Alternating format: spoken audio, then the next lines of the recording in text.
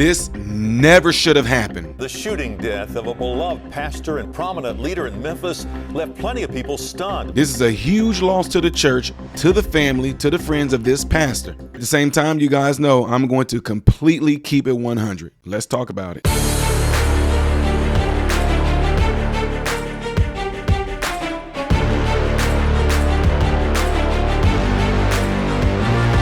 How are you doing, my American brothers and sisters? Welcome to the channel. I am Ty Smith. You're watching my channel, Model Renaissance Man, in which I'm greatly appreciative of. Make sure you guys are following me on all the platforms you see above and below. Hit the thumbs up button. That way my content can stay consistently recommended to you. And if and when you do subscribe to the channel, click the bell notification that will bring up another tab that will allow you to select all notifications. That way you will be notified when I post videos like this. And also, don't forget, I have another YouTube channel called Man, Husband, Father. The link is down in the description, okay? Go subscribe to it.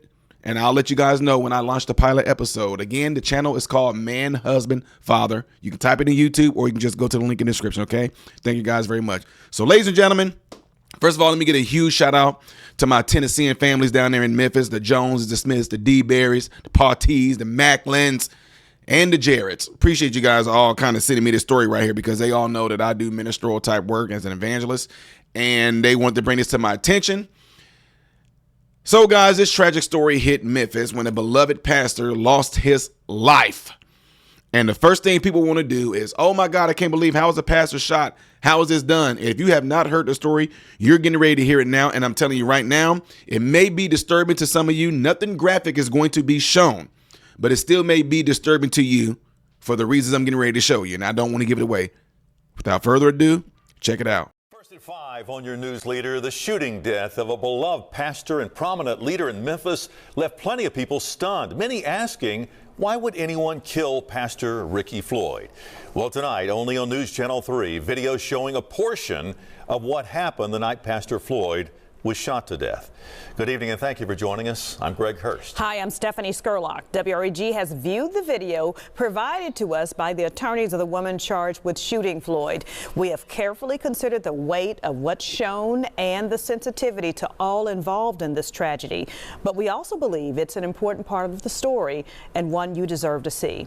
Here's WREG investigator April Thompson. Plenty of speculation surrounding the shooting of Pastor Ricky Floyd outside Mama's Bar and Kitchen March 12th. Phone video captured what appears to be some of the final moments of Pastor Floyd's life. It shows the Tahoe truck he is in putting on brakes, Pastor Floyd getting out, walking toward the person shooting the video as they yell to back up. I'm backing back 3 times now. When I do that, you know, back the up. Then the video drops out. WREG sat down with the attorneys for Samantha Marion, charged with shooting Pastor Floyd to death. They say the video speaks for itself. The video does not capture the gunfire that would have taken place probably maybe 3 or 4 seconds later, but it clearly shows him approaching her aggressively after being told several times to stop and that he should not be, walking up on her like that. Keith Perry says his client, Samantha Marion, was behind the camera shooting the video, and it came after Marion and a man she had met that night got into a heated religion discussion with Pastor Floyd inside the bar. Perry says when everyone was leaving, Pastor Floyd walked toward Marion, and the man got between them. He stands in front of Reverend Floyd. He's knocked to the ground by Reverend Floyd, and when he does, the back of his head hits the pavement, and he becomes a little stunned or dazed. Reverend Floyd then takes the telephone of Miss Marion, and he throws it to the ground, and he hurled a couple of insults or what have you, and then starts to walk off. That's when he says Samantha Marion picks up her phone and starts videoing the license plate of the truck, since she had never met Floyd before. That's where the video picks up. Whatever triggered him, he was upset with Mrs. Marion. He fought through 2 individuals to get to her, and watching him storm from the vehicle and approach her, it was clear that his intentions was definitely not to give her a hug and say, hey, let's work this out. But he had aggression in his heart and in his mind. WREG acknowledges that this is only one piece of video from that night, and it does not include what police have described as Pastor Floyd holding his hands up and walking backwards away from Marion before falling to the ground. Out of respect for Pastor Floyd's family, WREG reached out to a family spokesperson and shared the video. It was their first time seeing it. At this difficult time, we're just totally focused on prayer and maintaining our faith in the justice system. We trust that it will fulfill its purpose and provide us the answers and the accountability that is essential right now. But Marion's attorneys believe the video shows their client was defending herself, and that should have been taken into consideration when she was in jail 7 days and given a $100,000 bond. You're witnessing a person that has just been assaulted and is getting a tag number and trying to do what they're supposed to do, and you're witnessing a person who, despite the great 58 years that he has lived, and we're not asking anybody in the public to measure him by that last 30 minutes of his life or what have you, but for that last 30 minutes was angry. For your news leader in Memphis, April Thompson, WREG News Channel 3. All right, a part of the evidence in this case, and another prosecutor has been called in to handle this case because of DA Steve Moro's relationship with Pastor Floyd. The two served on a number of committees and boards together. But Marion's attorneys believe the case has become political, saying lower bail has been given to people charged with bigger crimes than what they say is a case of self-defense.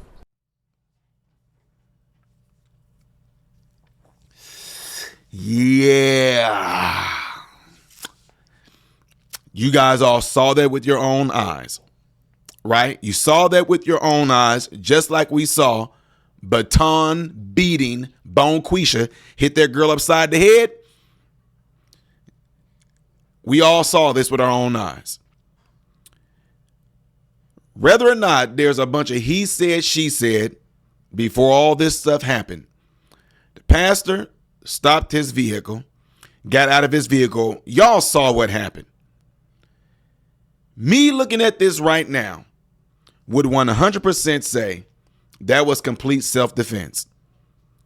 She's backing up, saying back up, back to F up, back up. You saw him being the aggressor. I don't know what was going on with his pants being unzipped and shirt and everything like that. I don't know if there was a scuffle that took place, which some people claim that did took place. They said, you heard it.